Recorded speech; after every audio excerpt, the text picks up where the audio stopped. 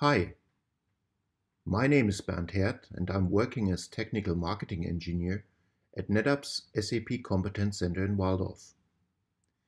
Together with my colleague Niels Bauer, we have held a webinar at brightalk.com to show why SAP HANA runs better on NetApp. In this video, we want to focus on the second topic of this webinar, disaster recovery. You can watch the full video at brightalk.com. The full webinar has three major topics: backup and recovery, disaster recovery, and SAP system refresh. Now, let's continue with part 2, disaster recovery. Let's start this topic with a short overview of data protection and some important definitions. There are two key performance indicators that need to be specified by the customer that will finally define what's the best solution for disaster recovery strategy. First, there is the RTO, or recover time objective, that defines how long could your business users wait before to be online again, or what is the acceptable downtime. The second one is the RPO, or recover point objective, and the question is, what is the maximum data loss you can tolerate? Giving answers for those two questions will define which HA concept you choose, define what is your backup concept, and your disaster recovery strategy. So questions: do you need synchronous or asynchronous data replication? Could your disaster recovery servers be used for other purposes while in normal operation, or are they allocated? Do your data protection strategy address logical corruption? And most important, how do you test your workflow and procedures? Well, we will dive into an overview in the next few slides, discussing 4 different solutions that are important for your data protection or disaster recovery strategy. One is the backup concept and how that could help. Another one is we will look at the HANA system replication, so the built-in HADR solution. We will look at synchronous storage replication and an asynchronous storage replication. Let's start with the backup concept. Customer implementing a backup concept only could of course not address any site failure. But in case of a production failure, they need to restore from a locally stored storage snapshot or locally stored backup, or from a backup that is already on the offsite store. And they need to recover the SAP HANA using a backup server or backup system. The recover time objective will be the time to start and recover the database. And that depends a bit on the size of the database, of course. So it's basically the recovery time the database starts. The RPO, the recover point objective, is defined based on the scheduling of your log backups, whether they are still online or in your backup store. Since productions as well as offsite backup store keeps multiple backups, those backups could be used to create repair systems, as we see in the next part here, to address the logical corruptions.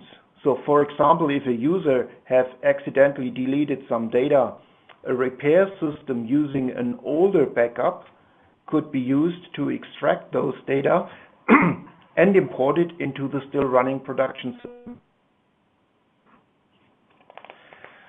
Now let's look at the HANA system replication.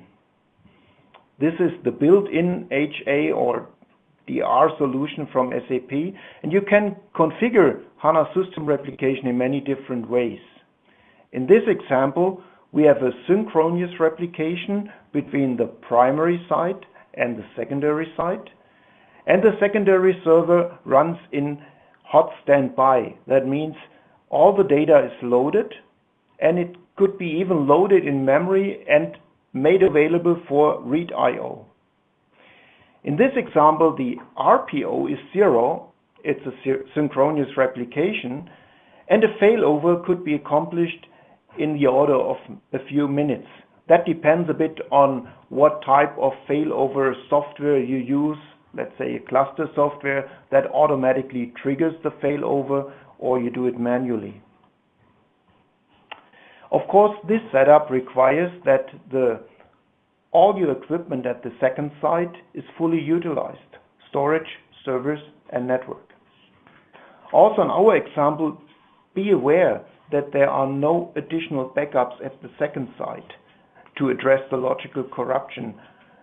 HANA is only taking care about the replication of the database content.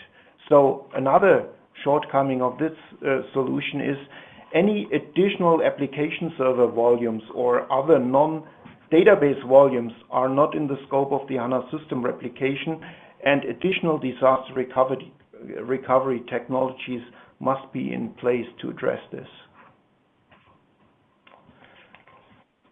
HANA system replication could also be set up and configured in an asynchronous mode.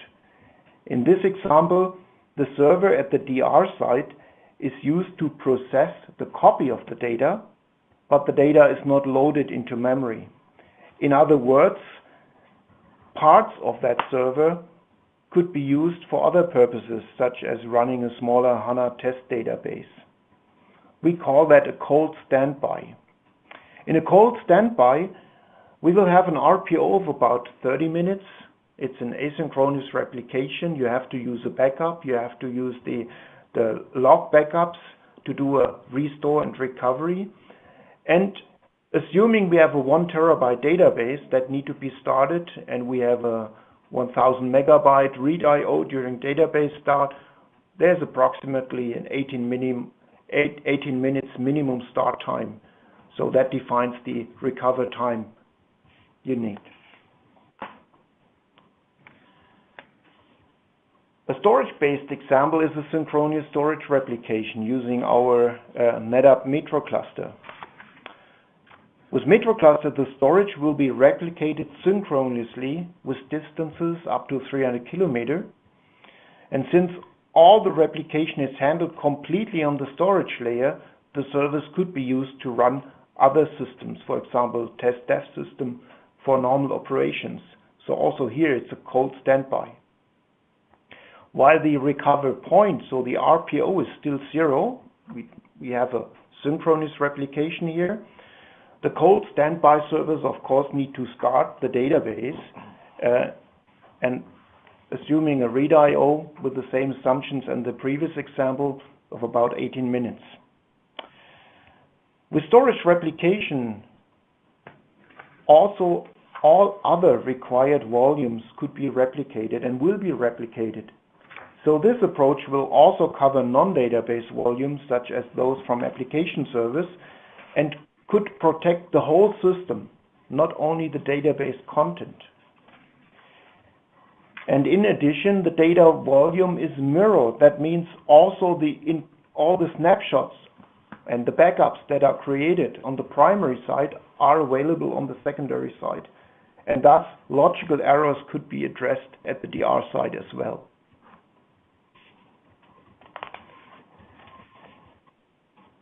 Now let's look at the last example, asynchronous storage replication. Here we use SnapMirror as the basis technology from NetApp, which allows to mirror the changed blocks between different storages, between the production and the DR side.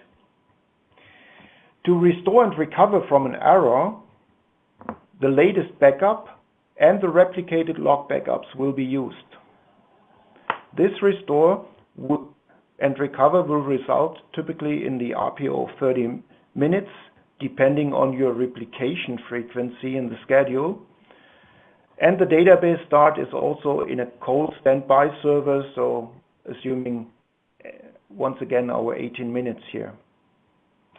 Since SnapMirror replicates the volume from the primary site, including the snapshots, those backups could be used to address logical corruptions. And many customers use the cold DR servers as dev test systems while in standard operations. In this table, we like to compare the discussed strategies, and we will focus on three important features. First, the RTO. If your requirement is an RTO close to 0, then the only viable solution to go for that is the HANA system replication with a synchronous replication in hot standby. This is, of course, not only a DR but also an HA type of setting.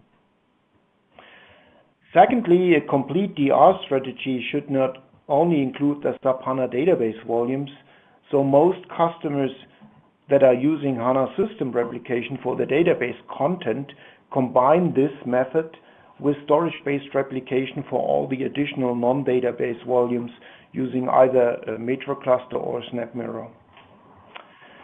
And being able to address logical corruptions requires to have access to all the backup images, even in a case of a site failure. This is automatically included using storage replication technologies. So you have to be careful when choosing the right strategy for you. Having spoken from tests, let's look at another very important feature, testing your disaster recovery strategy. There is no DR setting without the possibility to regularly test the workflows.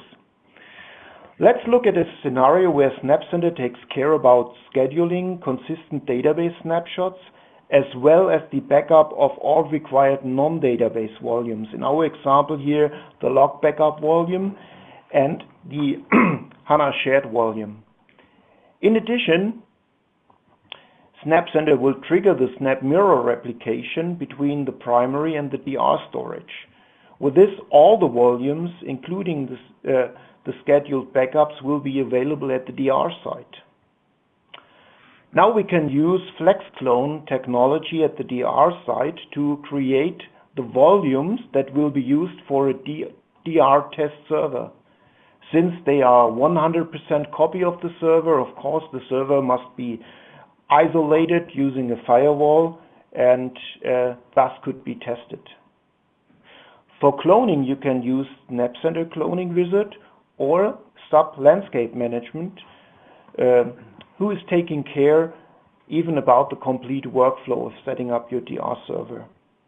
So in other words, you can easily test your DR strategy directly from the replicated backups. Thanks for watching part 2 of the series SAP HANA Runs Better on NetApp. You may watch the full webinar at brighttalk.com. And for those of you visiting Sapphire in Orlando, you can meet all the NetApp experts at booth number 108. Stay tuned for part 3, SAP System Refresh.